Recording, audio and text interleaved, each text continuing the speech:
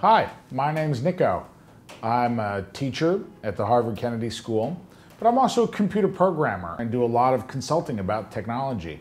And I care a lot about the changing role of journalism and the way technology is shaping our society and the news. Let's talk about that for a minute.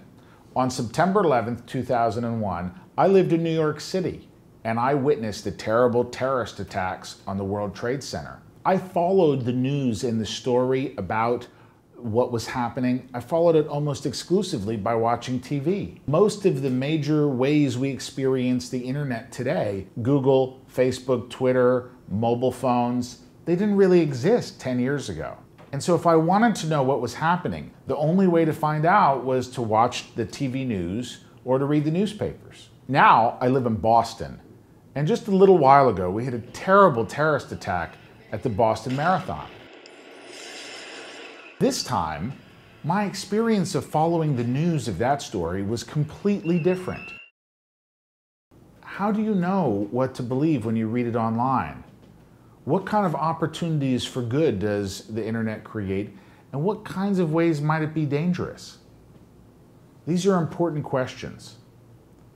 One thing to think about is how powerful our smartphones are. This little phone is more powerful than a supercomputer that cost $5 million and filled a room 30 years ago.